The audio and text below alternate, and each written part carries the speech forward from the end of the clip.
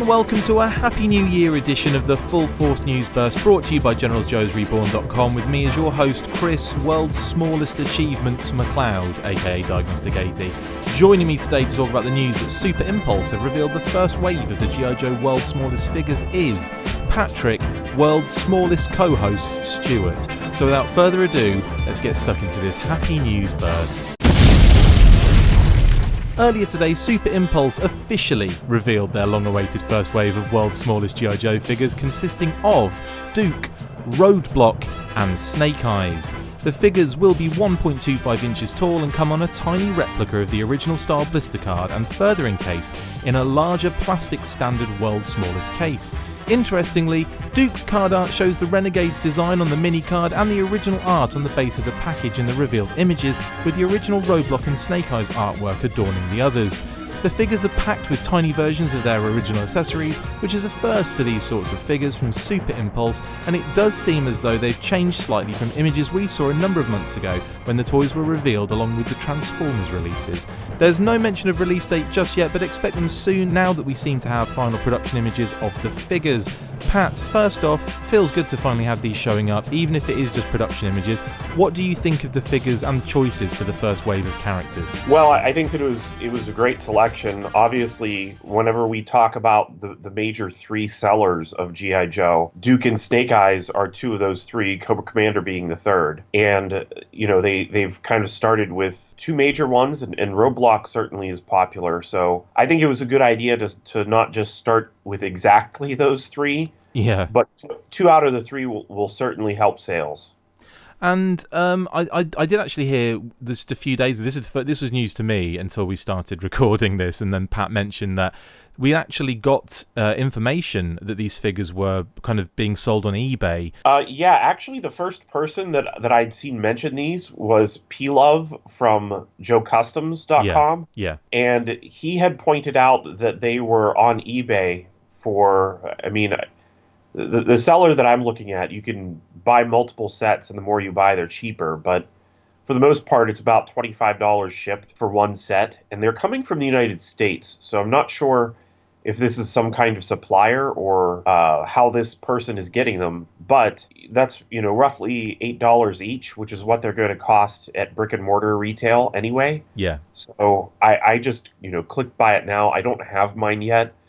But a huge thanks to John from Joe Customs for pointing them out. And he actually did a small review of them.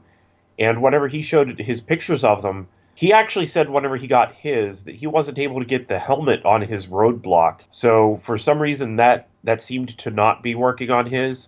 I'm wondering if you may need to warm it or something, because he actually, I think that he had his pictured before Super Impulse had their own pictures on their website. So whoever this supplier is was definitely getting them quickly. Yeah. Maybe he was just excited to, you know, get the latest stuff as fast as possible.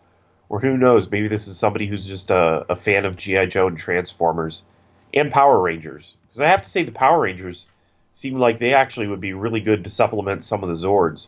Yeah. The G.I. Joe stuff, I was excited to see how it compared to Diaclone, but P-Love also posted that they are actually a little bit larger. If you go to JoeCustoms.com, there is a topic about these. Yeah. And so they are just a tiny bit larger than Diaclone figures. Interesting. And I suppose like this news burst is not necessarily news as such, in that we are a couple of days late in noticing that this information was flopping about there. But, I mean, we know that, you know, official images are now out by Super Impulse.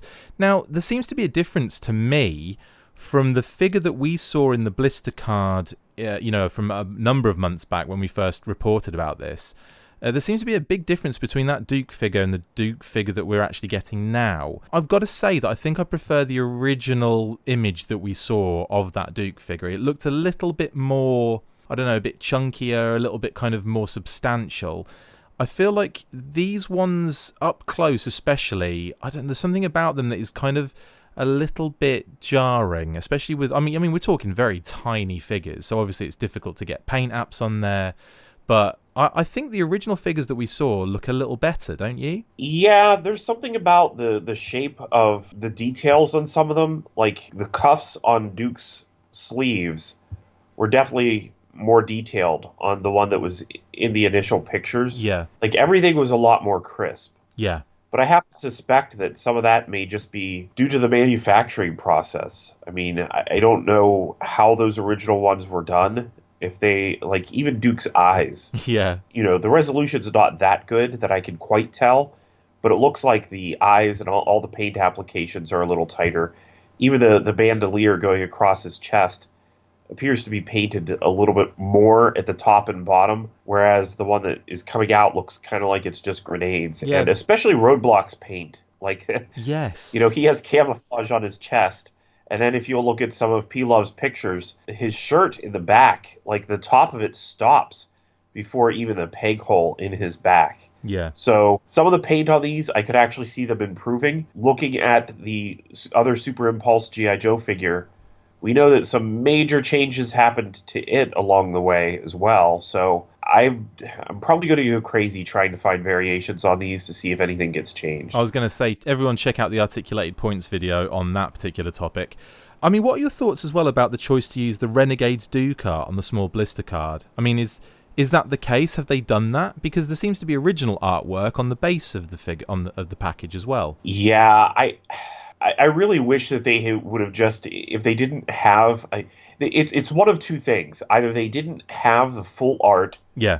head to toe art that they wanted to get on the package, or they just liked the Renegades image better because it's a different pose that maybe they felt looked better on their package. I'm not really sure which it is. It doesn't match the figure in any way, shape, or form, though, does it? No, it doesn't. So I would think that you would try really hard to get that original art. And if there's any possibility of changing that, I think that if these things are going to stay carded and look good, I think that would probably be one of the first things that I would change in a revised wave of these. And there are G.I. Joe fans that definitely have that art available. I know, Carson at 3D Joe's, if you just drop him a line, I'm sure he probably would have just sent them the image. I imagine, though, that Hasbro would probably have, I mean, it's Duke. Yeah. Hasbro would have at least the 25th anniversary image of him that they could have sent over. Yeah, I mean, I just figured they'd go with the 25th anniversary artwork for the most part, but it looks like we've got the original artwork for Roadblock and Snake Eyes on there. Do you expect Wave 2 to give us Cobra characters? I mean, are there any figures that you think they'll definitely do? Well, Cobra Commander's a shoe-in. Yeah. Like, I said the top three, and he's one of them. I think that he would be the way of pushing that second wave. But beyond that, I think Storm Shadow may even be more likely to come out. Yeah, kind of like the foil to Snake Eyes as well, really, isn't it? Exactly, yeah. And with an upcoming push for the ninjas, I would think that he would make sense. Do you think like maybe a Destro to go against Roadblock, or would you expect more likely a Trooper? Oh, I would love a Destro, but I could see a Trooper. I could see Baroness, maybe. Yeah. It's hard to say, but I think Cobra Commander and Storm Shadow would be my pick for the first two. But I kind of think that they wouldn't want to spend all their Cobras at once if they are thinking about making this last a while.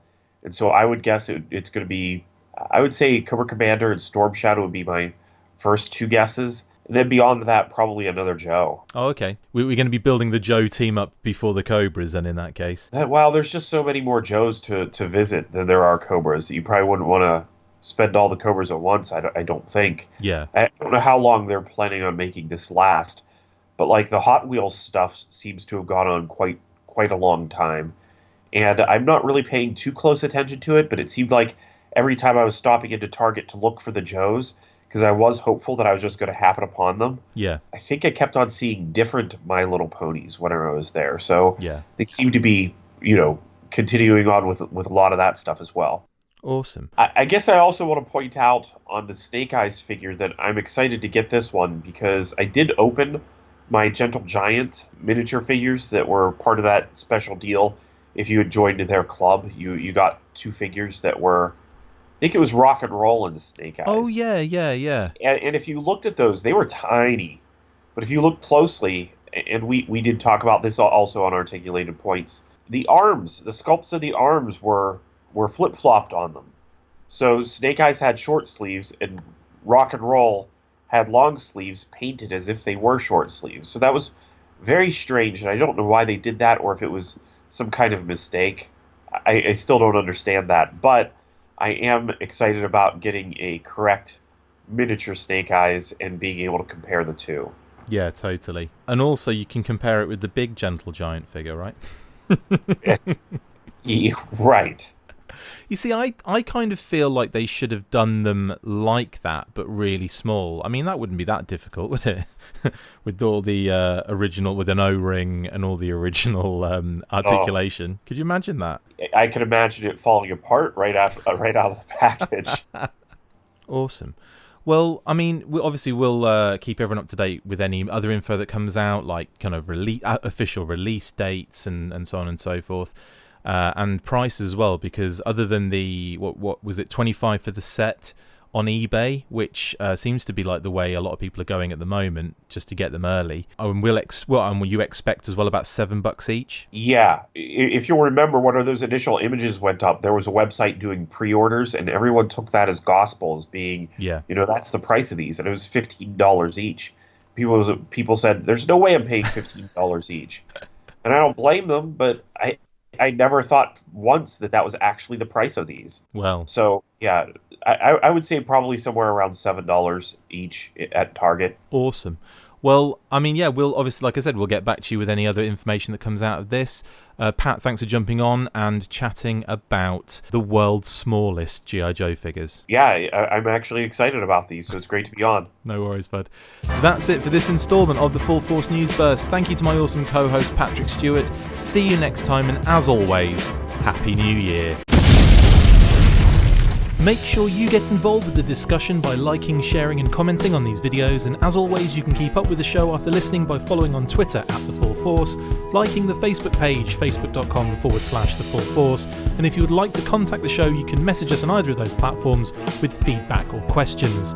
We have also started a Patreon page, so if you want to see your name up in lights on these videos or enjoy exclusive bonus content, then check out patreon.com/The Full Force Podcast, or click the link on any of the posts this podcast appears in. Full Force.